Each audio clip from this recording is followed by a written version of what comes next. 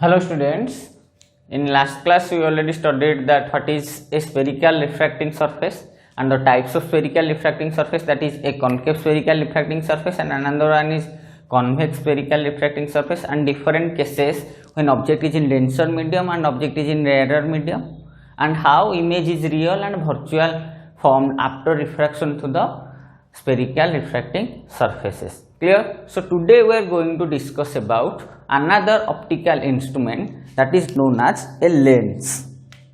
Okay, so today we are going to study about lens. So what is lens? Basically lens is an optical device which is made up of two spherical refracting surfaces.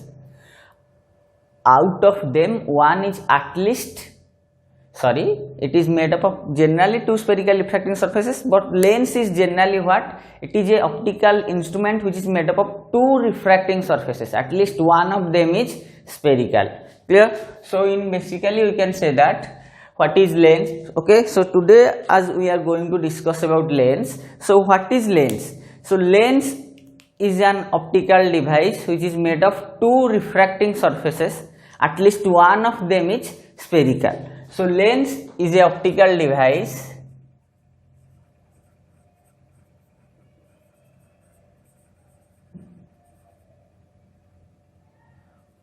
which is made up of two refracting surfaces.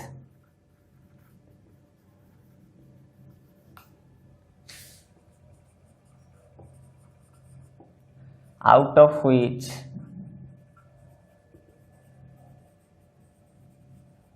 at least one surface is spherical. Clear? So different types of it is. So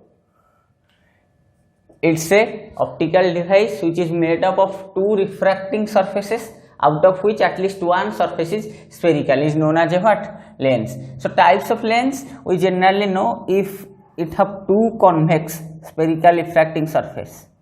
So it is known as equiconvex.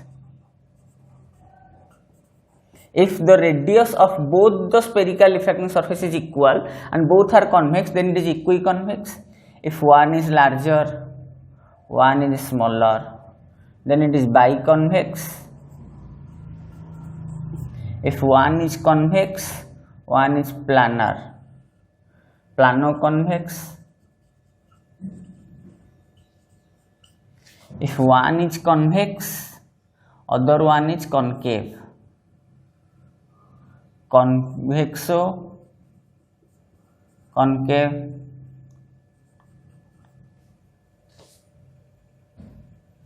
Okay, similarly, if both are concave and have equal radius of curvature, then equiconcave.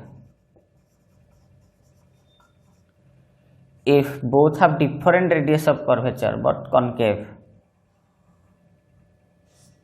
biconcave. Here radius r and r equal, here also radius of curvature r are equal, but here r1 and r2 different, here r1 and r2 different. If one is concave, another one is planar, planoconcave. If one is concave, other one is convex, convexo concave or concavo.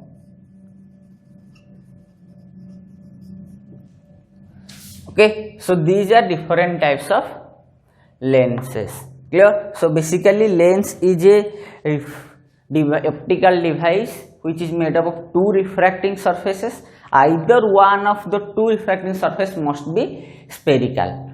Maybe both are spherical, that means maybe both are convex, maybe one convex, one concave, or maybe one concave or convex and another one maybe plane refracting surface. Clear? So this is what is lens. Okay, and the types of lenses. So now we are going to discuss about the lens maker formula, how a lens is made of.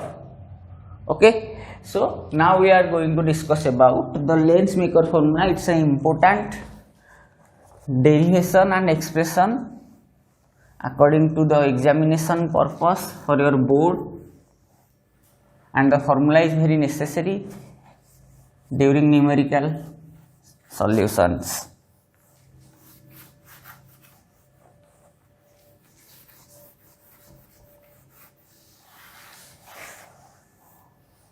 So we are going to discuss about the Lensmaker formula.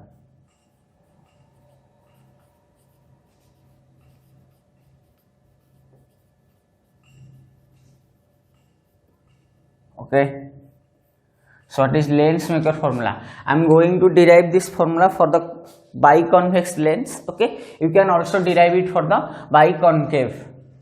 So biconvex lens means the lenses look like this. One have radius of curvature R1 and the other one have radius of curvature R2. So each lens, either concave, convex, biconcave, biconvex, or concavo-convex, or concavo-convexo-concave, all have two radius of curvature because there are two spherical refracting surfaces, have two poles, have two focal lengths, because it is the combination of two spherical refracting surfaces, and we already know each spherical refracting surface is what? A part of a hollow glass sphere. So each part have its own radius of curvature, own center of curvature, own pole, and but when they combine, the complete system forms a lens. Clear? So here we have two radius of curvature. So first of all we are considering one, then another one, because here the refraction takes place by two spherical refracting surfaces. Clear? So Lensmaker formula. So for Lensmaker formula I am considering the first, this portion, the right hand side spherical refracting surfaces, then I will make the second one. So let's draw the ray diagram first. This is the first spherical refracting surface. The name will be M dash. This is the principal axis.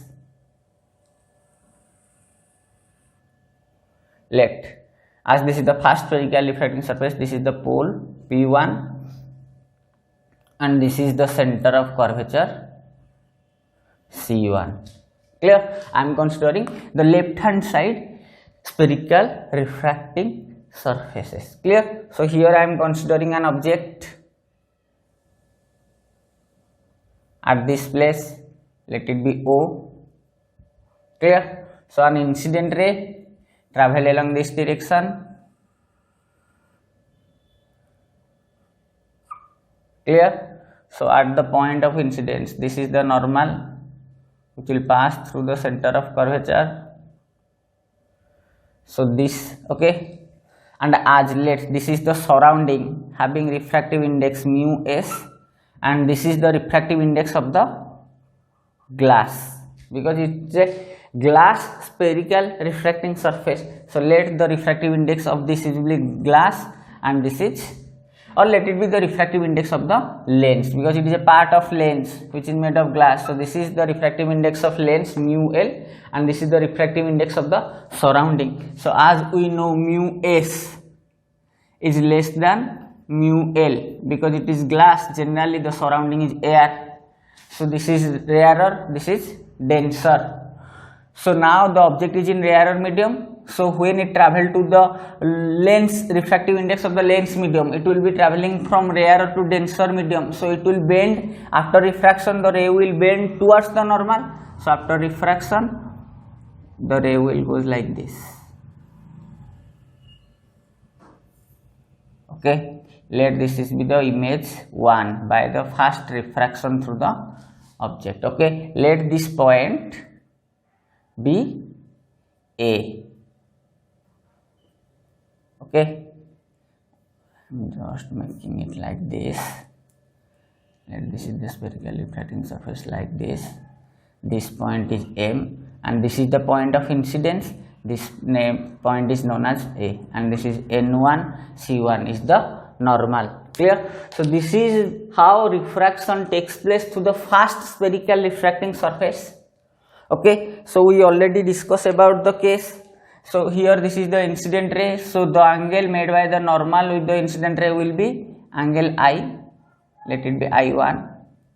Okay, and the angle made by the normal to the refracted ray, this angle will be, let it be R1. Clear, because this is the refracted angle R1. Now I am drawing a perpendicular from point of incidence to the principal axis. Let it be A L1. Clear? This is 90 degree perpendicular drawn. So we already studied the angle made by the incident ray with the principal axis will be denoted by alpha. So here it will be alpha 1. The angle made by the refracted ray with the principal axis be the beta. Let it be beta 1. And the angle made by the normal with the principal axis will be denoted by gamma. It will be gamma 1. Clear? So this is how refraction takes place to the fast refracting spherical refracting surface. So now as we proceed in the previous cases, so here object is in rarer medium, image is in denser medium. So now we have to find out first angle I and R in terms of alpha, beta and gamma. So here in triangle AOC1, AOC1, what is I1? Angle I1 equal to alpha 1 plus gamma 1.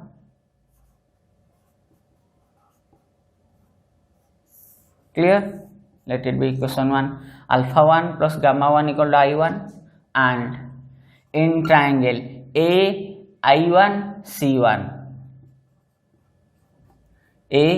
AI1C1, okay, R1 plus beta 1 equal to gamma 1, because gamma 1 is the exterior angle.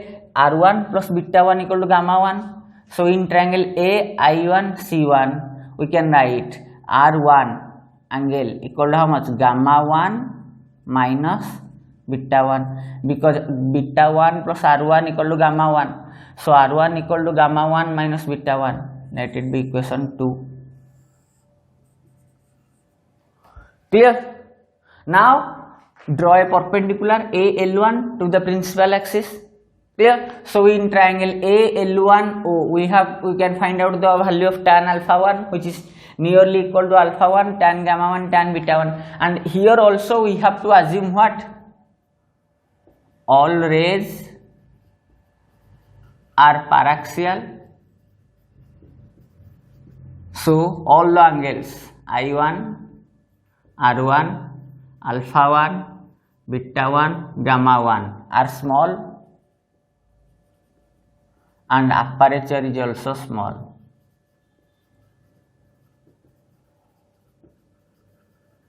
Okay, this is the assumption. So aperture is small, so AL1 is nearly equal to AP1. So from the right angle triangle AL1O, in the right angle triangle AL1O, I can write tan alpha 1, which is equal to alpha 1 equal to how much? AL1 by, directly I am writing OP1, because in place of OL1 I can write OP1 because the aperture is small, so I am directly writing OP1. Similarly, in the right angle triangle AL1I1, I can write tan beta 1, which will be nearly equal to beta 1 equal to how much? AL1 by I1 P1. In place of I1 L1 I am directly writing I1 P1. Similarly, in the right angle triangle AL1 C1, I can write tan alpha gamma 1, which is nearly equal to gamma 1 equal to AL1 divided by C1 P1. Clear? Again, now applying Snell's law.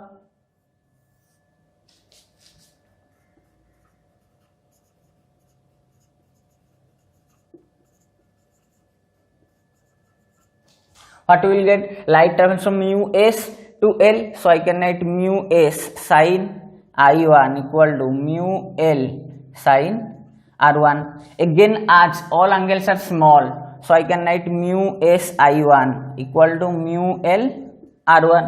Clear? So this implies it will be how much? Mu s. In place of I1 I can write alpha 1 plus gamma 1, alpha 1 plus gamma 1 equal to mu L. In place of R1 I can write gamma 1 minus beta 1. Clear? Okay, so this will implies how much? Mu s into, in place of alpha 1 I can write AL1 by OP1 plus in place of gamma 1 can write AL1 by C1 P1 equal to mu L into gamma 1 AL1 divided by C1 P1 minus beta 1 equal to AL1 divided by P1 I1. Clear? From both sides AL1 will get cancelled, so we will get what? Mu s divided by OP1 plus mu s divided by C1 P1 equal to mu L divided by C1 P1 minus mu L divided by P1 I1. Clear? Okay, so now what is OP1? OP1 is the distance of object which is measured opposite to the direction of propagation of incident ray, so it will be minus, let it be U1. What is P1C1? P1C1 is the radius of curvature which is measured along the direction of incident ray, let it be plus R1. And what is P1I1? P1I1 is the distance of image which is measured along the direction of propagation of incident ray, so it will be plus V1. Clear? So now replacing we will get what? Mu s by OP1, that is this implies minus mu s by U1 plus mu s C1 P1 will be R1 equal to mu L divided by R1 minus mu L divided by V1. So rearranging this we will get what? Mu L by V1 minus mu s by E1 equal to mu L minus mu s by R1. So this is the condition that we will get after refraction through the fast spherical refracting surfaces. Let it be equation 3. Clear? Okay, what is mu L? Refractive index of the lens to which the light is going in. Mu s is the refractive index of the surrounding from which the light is coming from. V1 image distance formed by the fast spherical refracting surface. E1 object from the pole of the fast spherical refracting surface, and R1 radius of curvature of the fast spherical refracting surfaces. So we will get this relation after refraction through fast spherical refracting surface. But in case of a lens, there is another spherical refracting surface, the second one. Okay, so here the second one is absent, but actually the second one is present. So what will happen when the second one will present here? So now we are going to study if the second one is there, then what will happen. So the case for the second spherical refracting surface will be how much?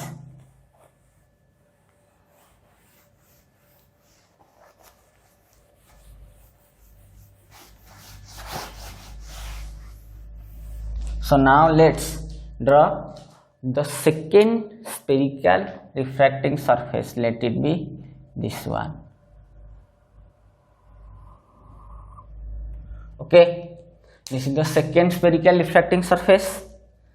So P2 will be the pole of the second spherical refracting surface.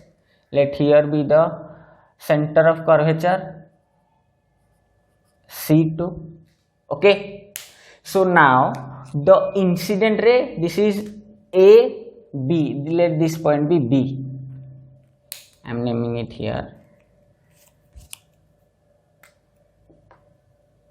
I am writing like this, let this point be B. Okay, so AB will be acting as the incident ray for the second spherical refracting surface. So if AB is the incident ray, point I1 will be the virtual object for spherical refracting surface, because now the incident ray is converging. Okay, so as the incident ray is converging, object I1 will act as virtual object for the spherical refracting surface or second spherical refracting surface. So here I1 will become what? The object O2, virtual object O2. Clear?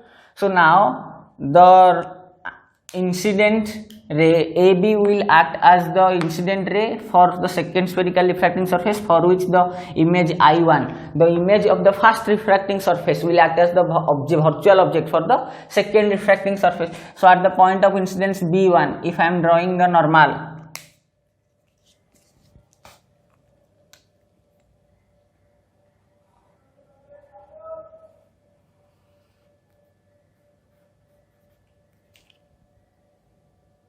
okay, so C2 N2 is the normal at the point of incidence B, clear?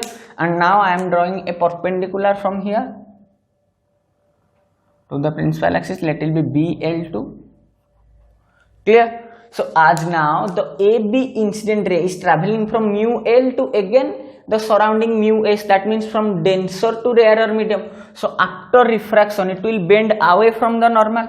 So here the ray BI1 is traveling along this direction, but after refraction the ray will bend. So for this, if this is the virtual object, so the ray will become like this, dotted. I am making the ray dotted for the second spherical refraction surface because actually it is not there, clear? So now AB after refraction will bend away from the normal. So the ray AB will after refraction will move along this direction, bend away from normal, so it will move along this direction and strike here, let it be I2, the image 2, clear?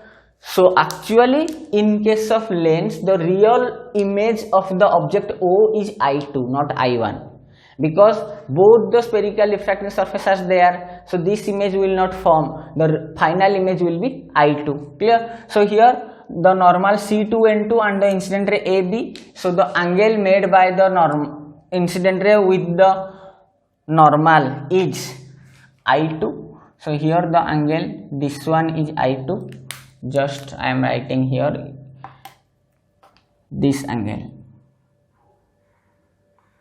The angle made by the incident ray with the normal is I2, so this angle will be I2, clear?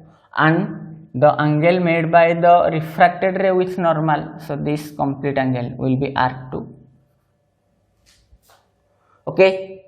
And as this is the virtual object, so beta 1 for the second refractive surface will become how much? You have to remember this will become alpha 2, because the I1 is act as the virtual object O2 dash for second spherical refracting surface. So for second spherical refracting surface, beta 1 will become alpha 2, and this is the refracted ray I, so this angle will become beta 2,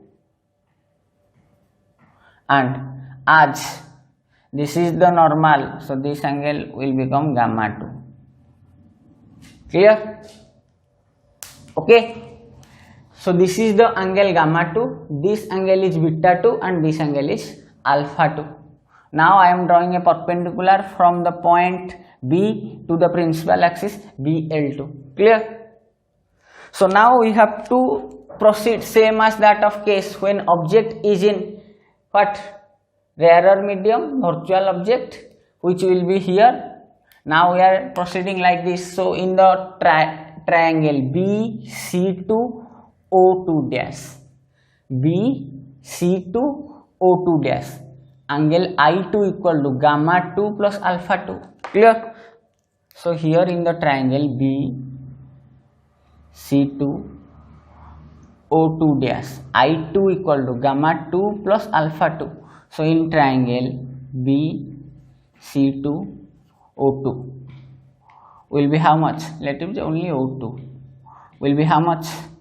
Angle I2 equal to gamma 2 plus alpha 2. Let it be equation 4.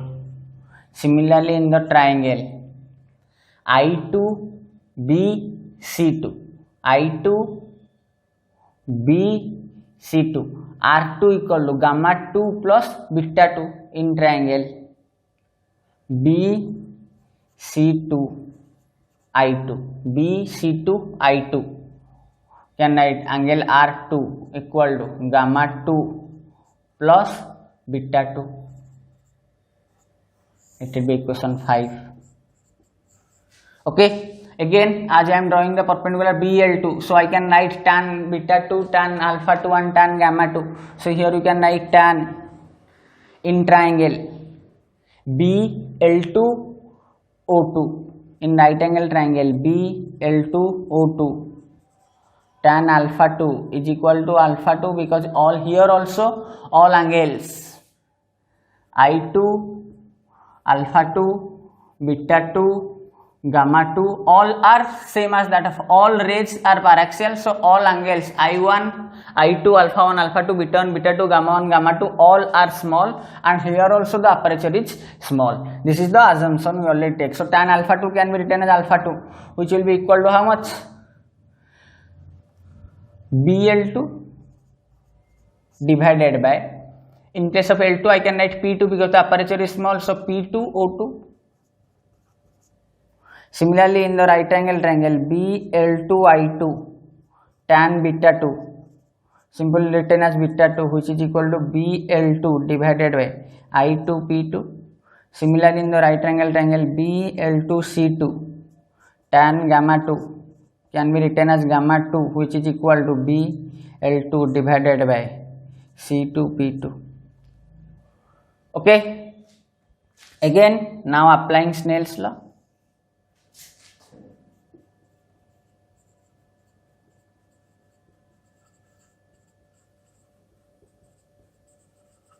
We will get now light travel from mu L to mu S.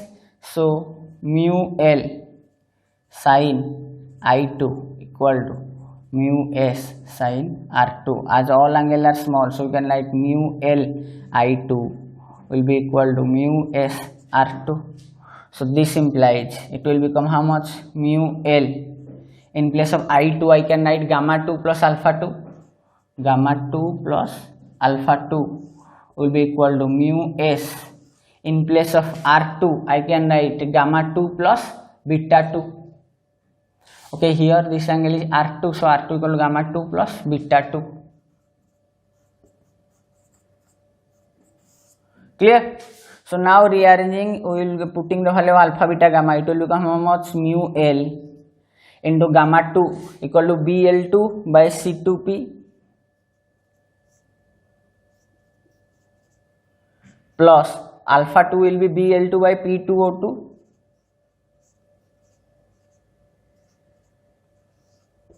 equal to mu L, sorry mu A, okay, mu S into gamma 2 equal to BL2 by C2P2 plus beta 2 equal to BL2 by P2I2. Okay, BL2 will get cancelled, so this expression will be mu L divided by C2P2 plus mu L divided by P2O2 equal to mu S divided by C2P2 plus mu S divided by P2I2. Okay, now we can replace the value of P2L2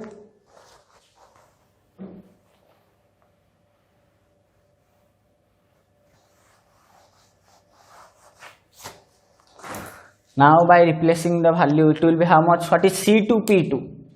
C2P2 is the distance of radius of curvature.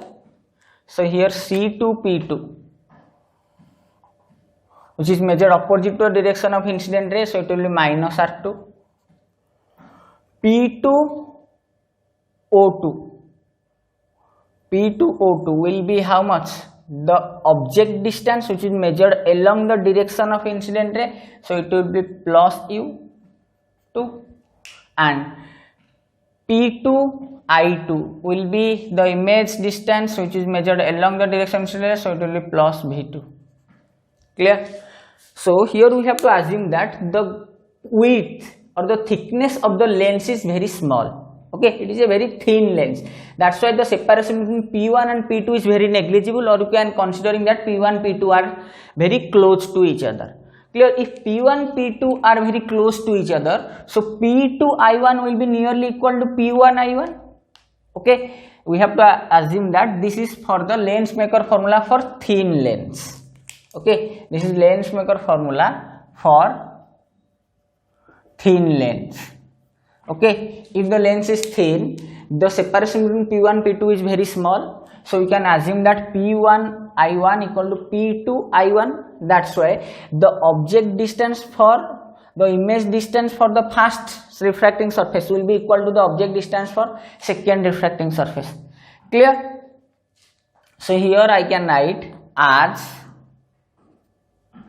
it's a thin lens, so V2 is nearly equal to what? Sorry, U2 is nearly equal to V1. Okay, so here we can write what is the value of mu L divided by C2P2. C2P2 will be minus R2 plus mu L divided by P2O2 will be plus U2 equal to mu S divided by minus R2 plus mu S divided by plus V2. So by rearranging this we will get what? Mu S by V2 minus mu L by U2 equal to mu S minus mu L divided by R2. Clear? Here I am writing mu S by V2 minus mu L by U2 equal to mu S minus mu L, mu S minus mu L by R2. Clear?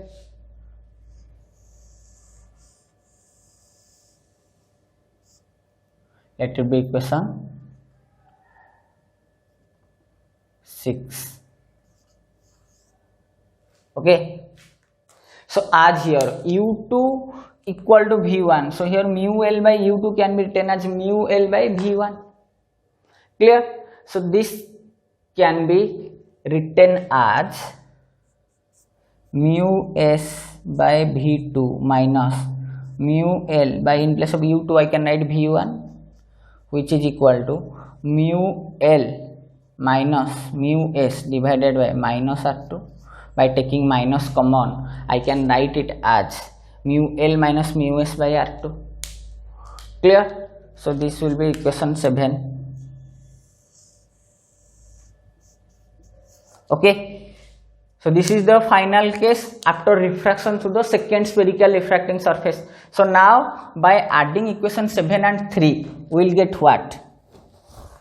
Now by adding equation 7 with 3, by adding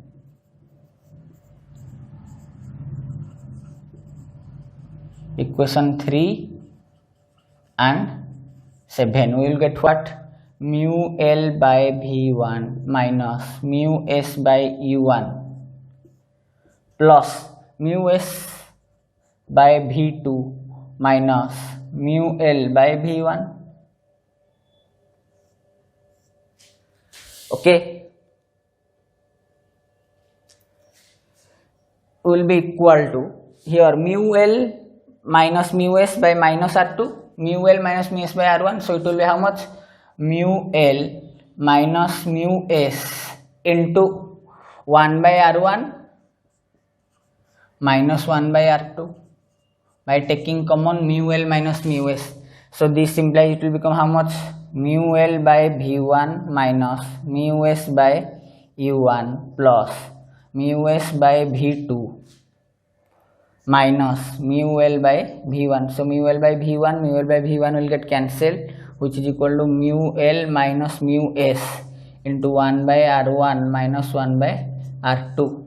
So this implies I can write mu S by V2 minus mu S by U1 equal to mu L minus mu S into 1 by R1 minus 1 by R2. Clear? So now taking common mu S from the left hand side, we will get what?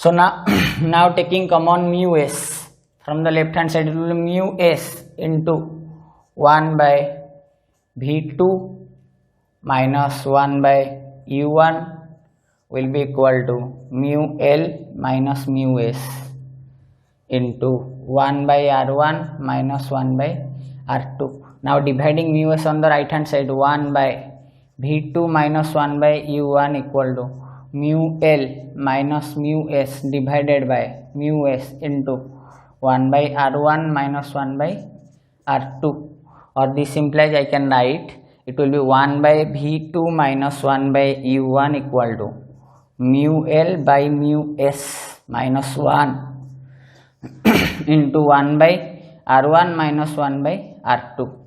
So this is the final expression for the mirror maker formula. What is v2? v2 is the final image distance, and what is u1? u1 is the object distance. Clear? And r1 is the refractive index, radius of curvature of the first spherical refracting surface on which the incident ray first strikes. r2 is the radius of curvature of the second refracting surface.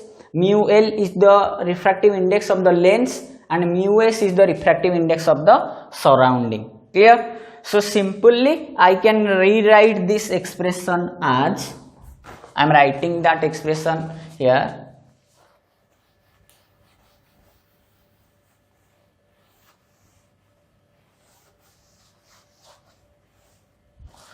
So the mirror maker formula will be 1 by v minus 1 by u. What is image distance? Object distance equal to mu of lens divided by mu of surrounding minus 1 into 1 by r1 minus 1 by r2. Clear? And all the symbols are representing what? V equal to image distance, u equal to object distance, mu l, mu s are the refractive index of the lens and surrounding, r1, r2 are the radius of curvature of the first and second spherical refracting surfaces. And here all are used with sign. This is the expression for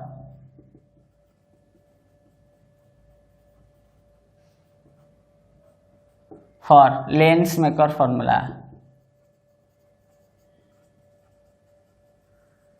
Okay, all the symbols are used with sign. All terms are used with sign during application of the formula.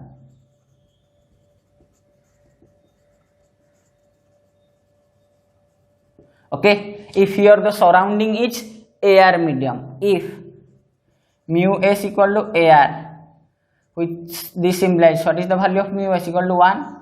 If the refractive index of the surrounding is AR, so its value will be, refractive index will be 1. So what is the lens maker formula? 1 by v minus 1 by u, which simply equal to 1 by f focal length equal to mu l minus 1 into 1 by r1 minus 1 by r2. Clear? If it is a equiconvex lens, if it's a equiconvex lens, then r1 equal to r2, both have same radius of curvature. Because both radius of curvature are same, then it is known as equiconvex lens. But r1 is positive, r2 is negative, so it will become how much? r1 is positive, r2 is negative, so 1 by r1 minus 1 by r2 will be 1 by r plus 1 by r, so it will be 2 by r. So the lens maker formula for equiconvex lens will become how much? 1 by f equal to mu of lens minus 1 into 2 by r. Okay, clear? So this is all about the lens maker formula, how you can derive the formula for a given lens which having two refracting surfaces. I already did the derivation for the biconvex lens. If you want by yourself, you can derive this same for the biconcave lens. Clear? Okay, so in next class we will study further. Okay, thank you.